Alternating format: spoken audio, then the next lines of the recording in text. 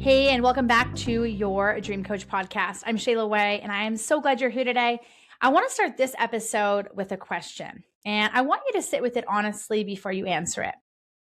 Think about the best leader you've ever worked for. Not the most technically skilled, not the highest paid, not the one with the most impressive title, the one who made you want to show up, the one whose belief in you made you perform at a level you didn't know you had.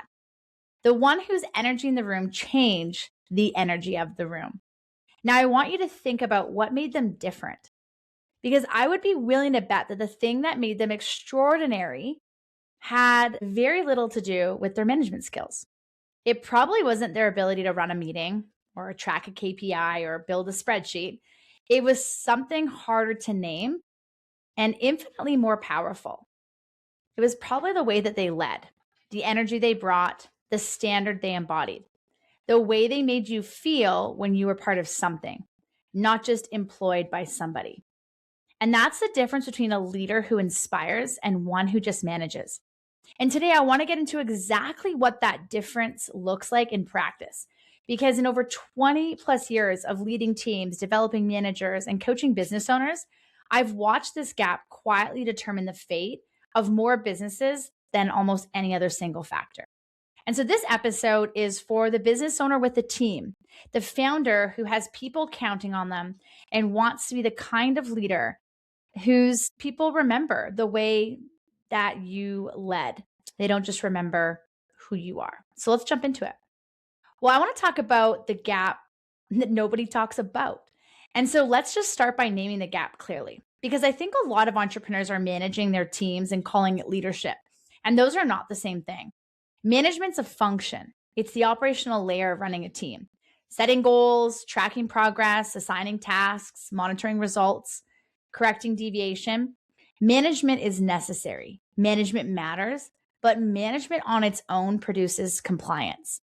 It produces people who do what they're told. And in a small business with a small team, compliance is not what you need. What you need is commitment, people who care. People who take ownership, people who are thinking about the business when they're not on the clock, people who bring their full capability to the work because they genuinely want the thing that you're building to succeed. And that level of engagement doesn't come from being well managed. It comes from being well led. And here's the thing that I have watched play out in team after team across a few decades of my experience is the performance of the team is almost always a reflection of the leader. Not because the leader is doing everyone's job for them, but because the leader's energy, standards, vision, and the way of showing up sets the ceiling for what the team believes is possible. And when the leader is inspired, the team tends to be inspired. And when the leader is clear, the team tends to be clear.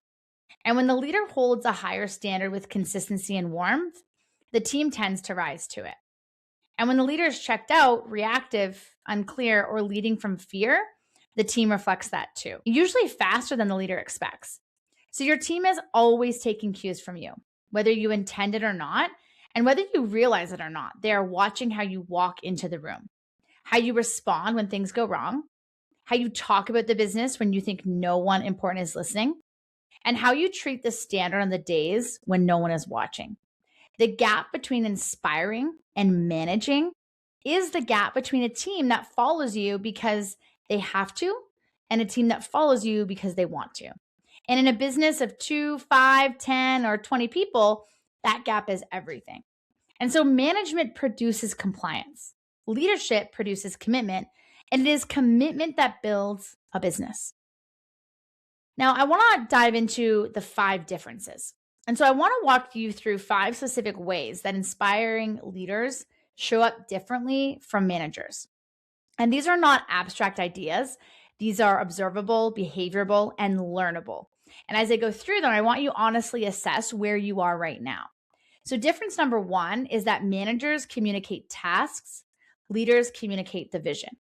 And so a manager tells the team what to do, and a leader tells the team why it matters. Think about the difference in how those 2 things land. Here's your goal for the week versus here's what we're building, here's why it matters to the people we serve, and here is where your role fits in that bigger picture. The first produces action, and the second produces purpose. And people who understand their purpose will outperform people who are just following instructions every single time. Now, one of the biggest mistakes I see small business owners make is assuming their team already knows why. They know the what, the task, the goal, the metric, but they are fuzzy on the why. Why does this matter? Why are we building this? Why does hitting this number actually change something for somebody? So inspiring leaders make the vision so clear, so consistent, and so alive that the team can feel it. They repeat it not because their team forgot, but because vision needs to be reinforced consistently to stay vivid. They connect every individual role back to the bigger picture, and they make each person on the team feel like they are not just doing a job, they are contributing to something. So in your next team meeting or one-on-one, before you talk about the goal or the task, spend 2 minutes on the why. Why does this work matter right now? Who does it serve? What changes because your team does this well? And just watch what shifts. The second difference is that managers measure performance and leaders develop people. This is not an argument against measuring performance. Data matters, and we'll talk about accountability later in another episode. But this is a profound difference between a leader who looks at performance data and asks, why isn't this person hitting the number? And a leader who asks, what does this person need to grow into that number? And the first is evaluating. The second is developing. And the second is what creates the team that actually scales. Inspiring leaders see their team members as people with potential, not just resources with outputs. They invest in the growth of the individual, not just because it serves the business, though it does, but because they genuinely care about the person becoming more than they were when they walked through the door. I spent years developing managers inside corporations or in organizations, and the pattern that I watched repeat itself consistently was this: is the managers whose teams outperformed everyone else were almost universally the ones who could tell you, without looking at a spreadsheet, exactly where each person on their team was in their growth, what they're working on, what they were afraid of, what they needed more challenge on, and where they needed the most support. And that level of attentiveness is not soft. It is one of the highest leverage leadership activities that exists, because a person who feels seen, invested in, and genuinely developed by their leader will give you a discretionary effort that no performance management system will ever produce. So when you think about your role, when did you last have a conversation with someone on your team about their growth and not their performance? Not that what they need to fix, not where they need to go, but how you can help them get them there. And so if you're struggling to remember, that's your data. Now, the third difference is managers enforce standards, leaders embody them. And this one is the most important difference on this entire list. And it's the one I see violated most consistently by well-meaning leaders who wonder why their team's standards keep slipping. You cannot hold a standard you're not living. And let me say that again, because I need it to really land, is I see this a lot as a coach, is that you cannot hold a standard that you're not living. If you expect your team to be on time, but you consistently run late to meetings, you've not set a punctuality standard. You've set a punctuality is optional standard. If you expect your team to communicate proactively, but you go dark for days when things get hard, you've not set a communication standard. You have set a it's okay to go quiet under pressure standard. So your team is not always listening to your words. They are watching your behavior.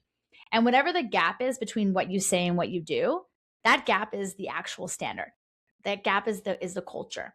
And so inspiring leaders understand this deeply. They know that their presence and behavior are the most powerful culture setting tools they have. So they're ruthlessly intentional about what they model. They show up the same way they want their team to show up. And they hold themselves to the standard before they hold anyone else to it. And I have a phrase I use in my coaching clients: the leader is the laboratory. Everything you test on yourself first, your team gets the benefit of. The communication habits you build, the mindset you cultivate, the standards you hold yourself to, that is what your team learns to expect as normal. And normal is what culture is made of. Now, the fourth difference maker is that managers create dependency, leaders build capability. And there is a type of leader, and I say this with full compassion because I have coached many of them, who unconsciously builds a team that cannot function without them. Every decision flows through them. Every problem gets escalated to them. The team is capable in small ways, but helpless in large ones. And the leader has become the bottleneck without ever meaning to. And this is the management trap. And it often comes from a genuine desire to be helpful, to maintain quality, to make sure things are done right. But the impact is the opposite of helpful. It really stunts the team's growth. It limits the business's ability to scale and chains the leader to operational execution when they should be working on vision and strategy. So inspiring leaders build capability instead of dependency. And they ask their team questions before giving them the answers. And they let people make decisions and live with the results. They give authority that matches responsibility, and they create space for the team to figure things out, even when it's slower, even when they could have done it faster themselves. And so the question I teach my clients to ask instead of what should we do about this when a team member brings them a problem is, what do you think? Those 4 words, what do you think, are some of the most powerful words in leadership, because they signal to the team member that your judgment matters. And I trust you to think about this. You have more capacity than the role you've been allowed to operate in. And over time, that signal builds the kind of team that can run without you in the room. And that team, the one that doesn't need you for every decision, is the team that makes scaling possible. So next time a team member brings a problem to you, resist the urge to solve it and ask, what do you think we should do? And then listen. You might be really surprised what they come up with. And the 5th difference is managers respond to the team's energy. Leaders set it.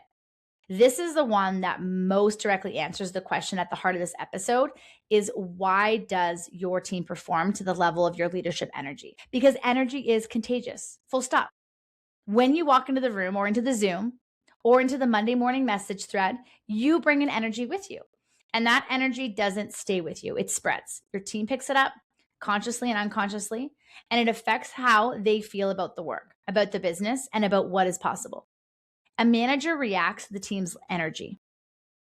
If the team is low, they diagnose the problem. If morale is off, they try to fix it. They are downstream of the energy in the room. An inspiring leader understands that they're upstream, that the energy they bring, especially in hard seasons, especially under pressure, especially when things are not going well, is one of the most powerful things they can offer their team. And this does not mean toxic positivity. It does not mean pretending things are fine when they aren't. It means that the leader has done enough internal work to not be destabilized by every wave, to bring a grounded, clear, forward-facing presence into the room, even when the circumstances are difficult, to model that challenges are workable, that setbacks are data, that the team is capable of figuring things out. That kind of leadership energy is not a personality trait you either have or don't. It's a practice. It's the result of deliberately managing your own internal state before you step into any leadership context. And it is the result of knowing your values clearly enough that they hold you steady when things are uncertain. The leaders who inspire don't wait to feel inspired before they lead. They lead and the energy follows. So if you've been listening and honestly assessing yourself against those 5 differences, that's great. That honesty is the starting point. And so now let's talk about what to do with it. And so I want to give you 3 practical ways to raise your leadership energy starting this week.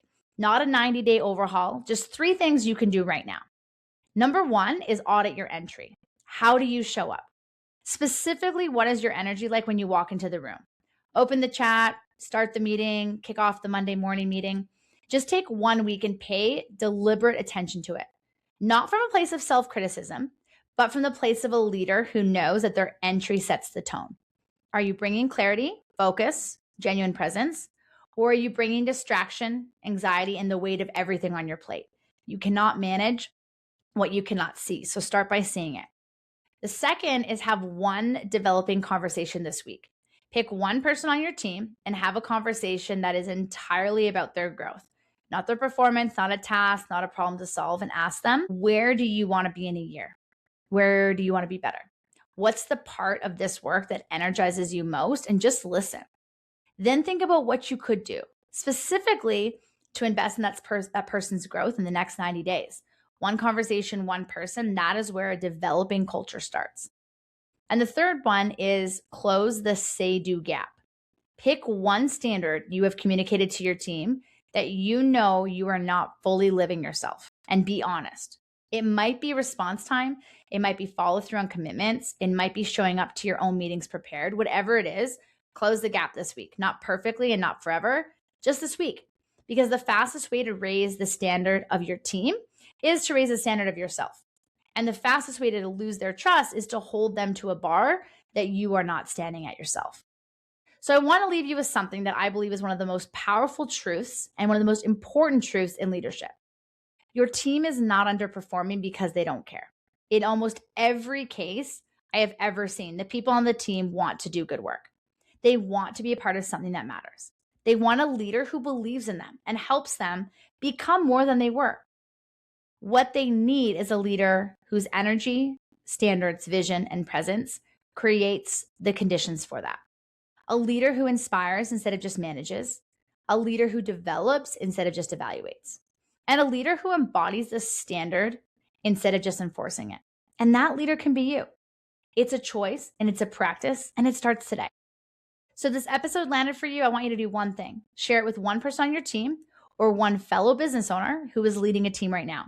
Because the conversation about the difference between inspiring and managing is one the entrepreneurship world needs to be having more of. And you sharing this is how it spreads. Next episode, we're going to go deep on the conversations most leaders avoid, the one that's costing their business more than they realize. And so I will see you on the next episode. And again, thank you so much for tuning in to your Dream Coach podcast.